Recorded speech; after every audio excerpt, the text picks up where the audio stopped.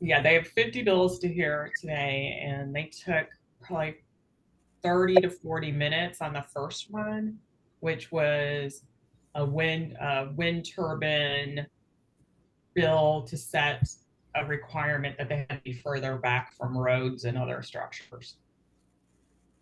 So it's going to be a long day.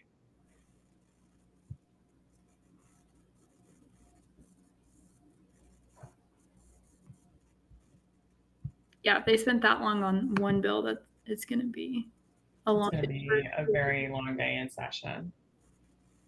Good morning, Margaret. I'm not sure. We've got you and Kathy Story has joined us, I see, but I'm not sure we're gonna have much of an update or attendance today. It's a deadline day here in Oklahoma, and I probably should have waited to do this until Friday or Monday, because I think some of our most interested and engaged advocates may be doing what I was doing, which was streaming from the floor this morning or being up Yeah, at the Capitol.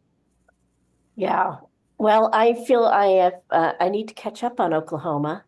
So, We can do that. yeah, I've And been, probably, there's Brandon. I've Brendan, been, you know, yeah, neck deep in some other places, but since your calendar's a little later, I took the liberty yeah. of not Well, and tracking I may anything. ask you to give us, I mean, I've seen a lot of concern from some states that were facing possible zero outs and elimination. Mm-hmm. So that's concerning, but it looks like everything's been fought so far. Sure. I mean, I was just in Kansas in Yeah. Topeka at the state capitol, and I'm happy to give an update of what kind of transpired, the back and forth. Good morning, Brandon. Brendan, how are you? I always say Brandon first and then correct myself. I That- apologize. That's okay. I'm good. Thank you. How are you? Good. Was a streaming session a few minutes ago because, of course, my presentation is changing by the second. Right. So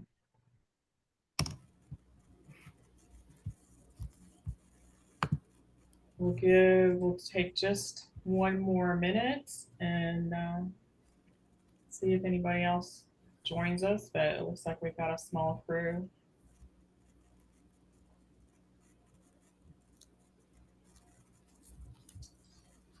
A small but very educated crew. So I'm not sure we'll need to go through a lot of this, especially on the national stuff.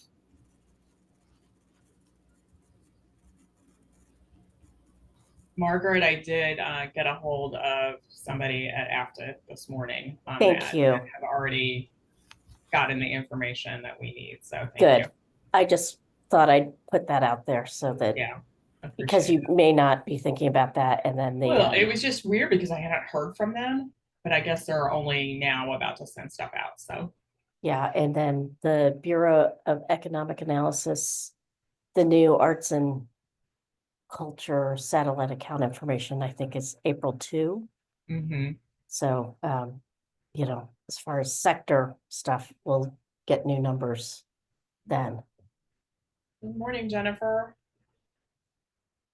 All right, well, I will go ahead and kick us off since this is the fastest 30 minutes of my month on these updates, but we do have a small group. So please, if you have questions, interrupt me. This is a fairly literate group when it comes to this stuff. So I know you may have specific questions today. So please stop and ask. But today we are going to do a quick federal update. There's been so much going on there, and that seemed like on our last few calls, such an interest for people on the call. We'll do an Oklahoma update. It's a deadline day, so there's a lot happening there. And then just a quick reminder that we have coming up, if you'd like to get a little more engaged or involved, some opportunities with OFTA in the weeks to come. So with that, on the federal side, we can continue to see, of course, a slew of executive orders. I've borrowed a lot of this from Nate's update last week, Margaret. That was very helpful. So we've had 7 executive orders that have impacted 7 agencies dramatically to downsize. One of those includes the Institute of Museum and Library Services, as well as the U.S. Agency for Global Media, which has Voice of America. On the Institute of Museum and Library Services, when you look at that and who is impacted here in Oklahoma, that includes several tribal libraries, as well as a few of our art museums. So OFTA has sent one advocacy alert already. We're going to send a second one this afternoon that I encourage you to respond to. There are some of our federal elected officials nationwide are circulating a letter and looking for co-signers on that letter, encouraging the president and Doge to pull back on that effort. So that alert will go out this afternoon, hopefully. We've got that happening. Okay, and it will also impact, thanks to Margaret, grant making to Oklahoma museums and libraries. So that, excuse me, is an important one, and I accidentally clicked. We'll go back. Also, the Institute of Museum and Library Sciences was asked to respond by the 21st, which I'm sure that they've done. But like I said, we've got additional alerts on that one going out. As far as NEA and NEH, as you probably know, Congress passed an extension of the current year's spending. So that meant that spending stayed the same for fiscal year 25, but there were no earmarks or in those bills. We are expecting the president's fiscal year 26 proposed budget to come out, but apparently that will be later than usual and won't be out until mid-May. We have no idea at this point what may be in that. There continues to be legal action against the DEI executive order that was issued. So that's a little bit in limbo at the moment. That includes an ACLU lawsuit filed in the state of Rhode Island. So lots of things going on there as the legal battles on many of these issues start catching up to the executive orders. For GSA, so the General Services Administration, I don't know about you, I wasn't aware of this, but it makes a lot of sense. GSA administers 26,000 government-owned art objects. So look, just like the Arts Council here in Oklahoma has state property, state arts property that they administer, GSA has responsibility for 26,000 government-owned arts objects. But unfortunately, that department and part of the GSA agency was radically downsized a few weeks ago. 20 employees were terminated. At least 5 regional GSA offices will be shuttered. And so the responsibility for those public artwork is in limbo, as well as that was the team that was overseeing the 5.5% of any federal construction project that was going to be used for public art. So a lot of unknowns there, like we see unknowns in a lot of other areas, unfortunately. So that was some quick federal updates. What is the impact on Oklahoma? Of course, I already mentioned the library systems and the impact there, but also just concern as far as our funding fluctuations, what we might be seeing regionally, and then the general legislative challenges of kind of imitation of what we hear nationally, and then will we try to pass similar regulation or laws here in Oklahoma, especially regarding DEI. We've also seen throughout the country in recent weeks, everybody else tends to be a few weeks ahead of us in their legislative sessions. we've seen attempts in other states, including Kansas, to zero out the Arts Council's budgets. So far, those attempts, to my knowledge, and Margaret, please weigh in, have not been successful in any state. Not that I know of. New Hampshire, I think, has a big threat right now, but Kansas, it didn't get eliminated. I will say the 1 million that is being passed through and is still a 33% cut to funding. Yeah. And there was a lot of back and forth between the House and the Senate side. Finally, they wanted all grant making to go to counties with populations of less than 85,000, which cut out the top 5 counties in Kansas. So that's Kansas City, Kansas, Lawrence, Wichita, and Topeka. Interestingly, somebody on the Senate side was from Salina. His county was saved. So really, we pushed back that currently Kansas right now is awarding grants pretty much 50-50. So the House came back and said, keep it at 1 million, and 60% of the grants would go to counties 85 and less, 40 to those larger communities. So they kind of put their thumb on the scale a little bit.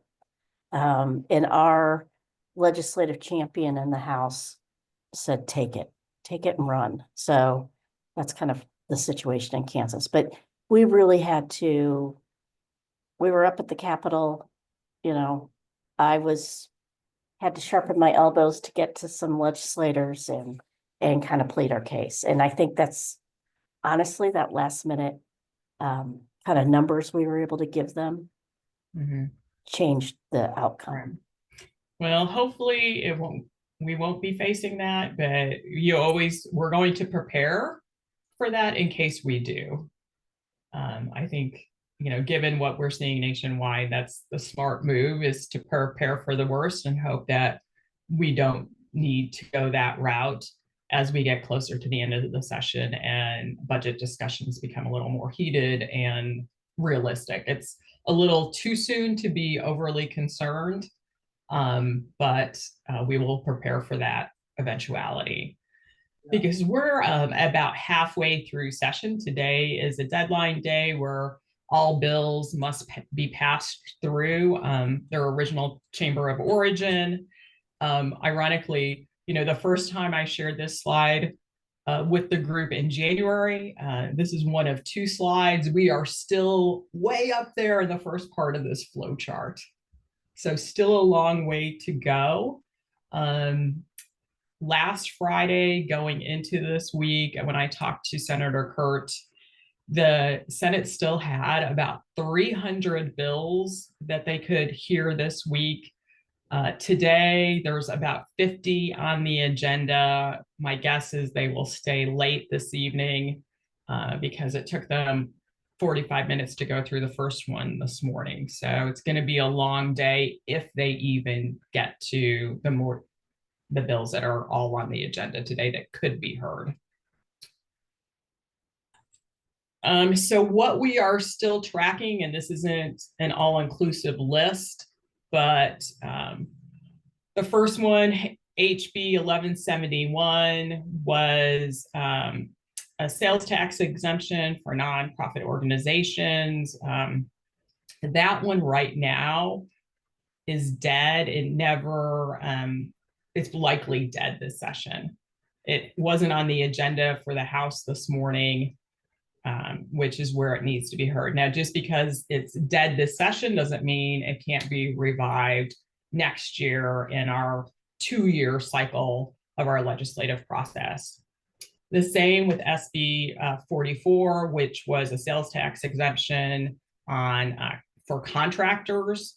We were really hoping to see this one move through. Again, I don't think it's going to be heard today. It's not on the agenda, but I just saw another bill that came back to life this morning and was reintroduced that wasn't on the agenda. So Anything is possible, but highly probably unlikely at this point. SB 162 has passed the Senate and has crossed over, so it is ready to go on to the next stage. That was for a new arch outside of the state capitol that I guess had been part of the original plans. So funding for that and approval that crossed over. The sales tax exemption, SB 289, I believe that was the one for museums in particular. That we were supporting and that the Museum Association was advocating for, has also passed and moved over. So good news there. So it has been passed over to the House. On the agenda today is SB 171. This is a bill that Senator Kurt has been trying to pass, she said, for several years.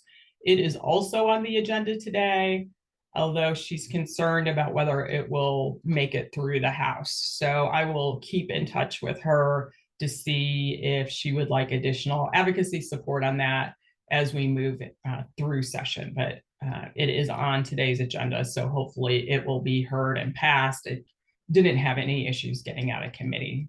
So as long as it gets heard, I believe that one will also pass today. Also, ones we are tracking, sorry, I've got SB 162 and the arch in there a second time. HB 2673 was not on today's agenda for the House. That is actually one for the OK Pop Museum.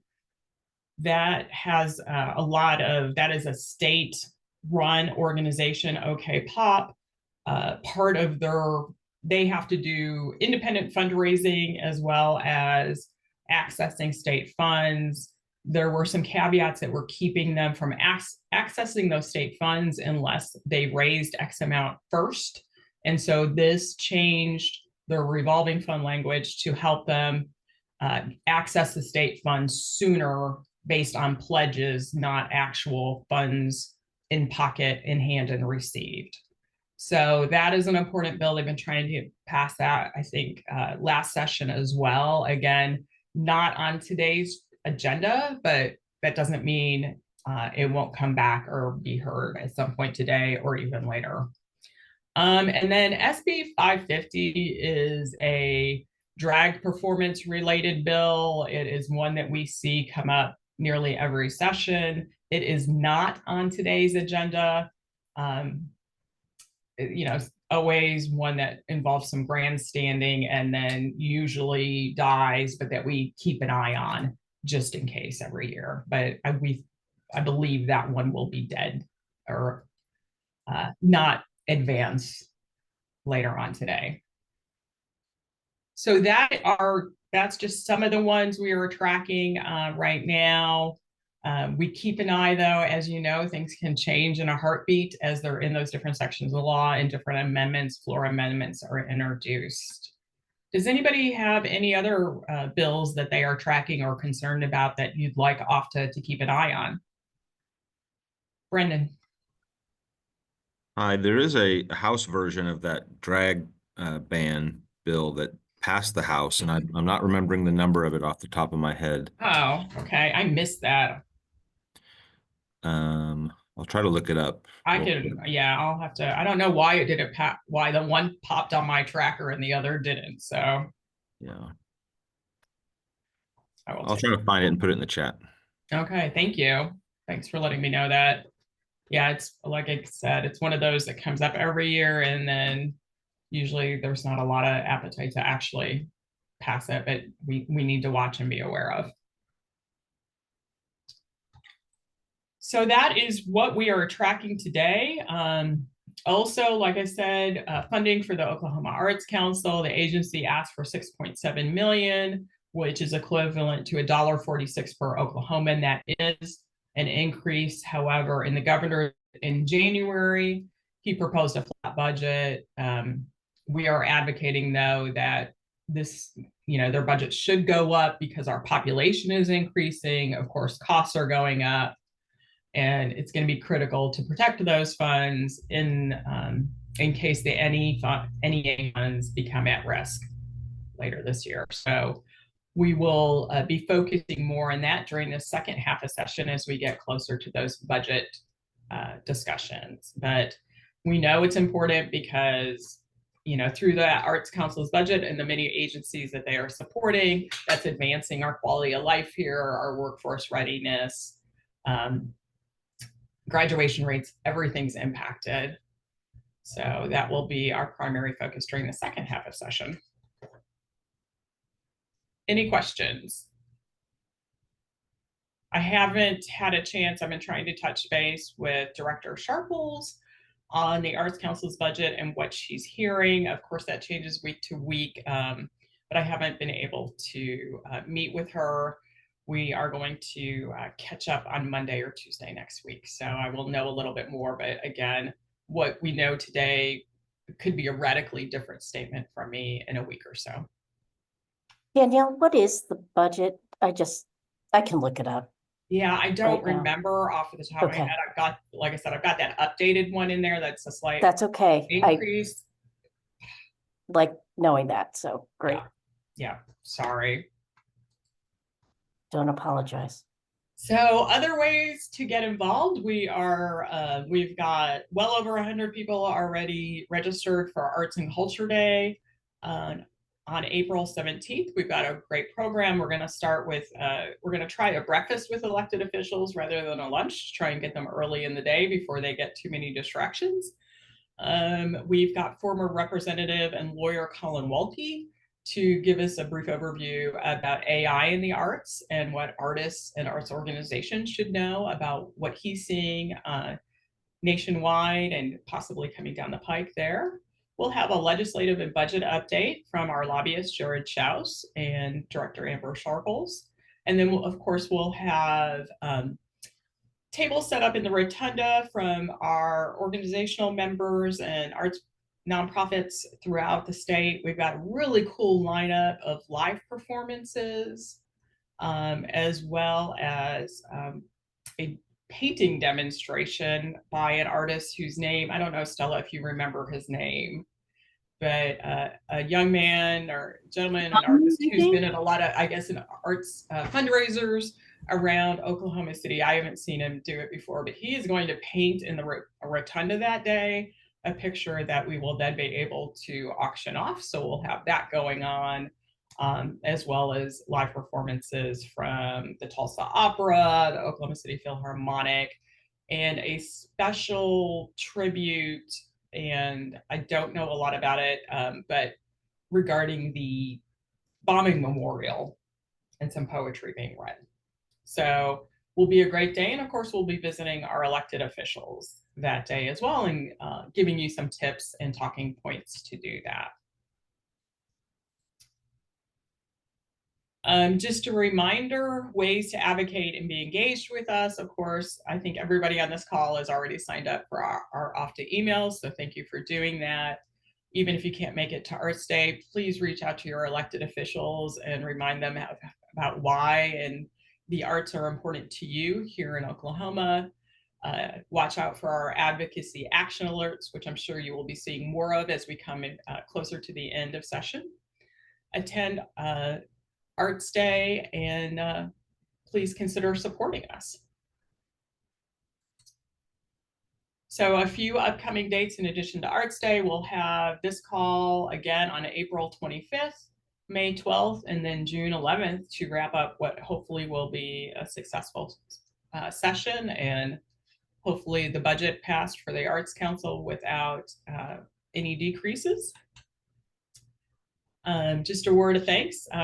Several of you are on the call today. I can't express enough our appreciation to the Kirkpatrick Family Fund and Mid-America, as well as the Oklahoma Arts Council and the Chickasaw Nation, who all are big supporters of OFTA and the arts in the state. So any questions or comments or anything else that I missed that would be helpful for everybody to know? Danielle, this might not be advocacy related directly, but are there any updates about the arts education dashboard, like getting more data from the state Department of Education or anything like that?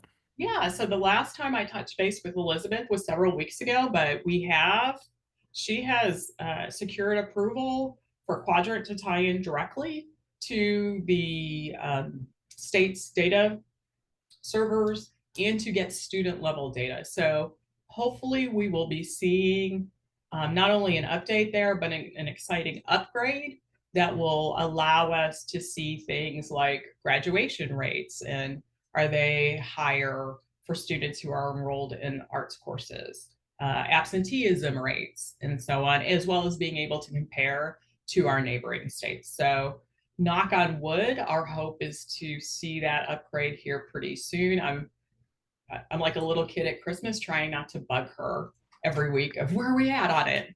I actually did talk with Bob Morrison briefly a couple days ago, and he said that they were like working through the mechanics of the IT guys talking to the IT guys. I don't mean guys like men, whole IT team, like the security stuff. So I think it's like the nitty gritty, but they're getting somewhere. Mm-hmm. That's great news. And I have an appointment this afternoon to talk to a data analyst to hopefully help us and make some suggestions of ways to look at that data layered with other data we have, economic data and other information we have in the state, of how best to use that information to tell our story about why the arts are important here in Oklahoma. So we are working through that as well. But I'm really hoping to be able to make that announcement by April 17th. I'm not sure we're going to make it. We are also, hopefully that week, we are working on reviving and breathing life back into an arts caucus, arts and education caucus. And so Jared and I, our lobbyists, are working on that effort to hopefully get our elected officials together that same week of Arts Day and kick that off, as well as announce other activities for that caucus throughout the state. And yeah, our goal is to have them try and help them meet quarterly going forward in different locations in the state. And not have it just be an arts caucus, but an arts education caucus. That's awesome. Thank you. Yeah.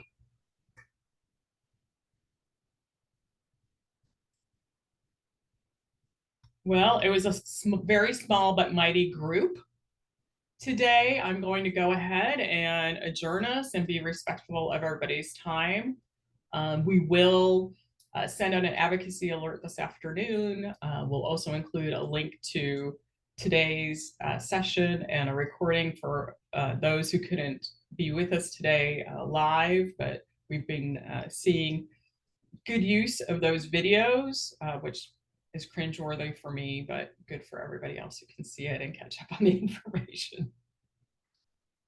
Thank you so much to everyone, and hopefully we will see you at Arts Day on April 17th. Yeah. Thank you. Thank Look you. forward to seeing you in a few weeks.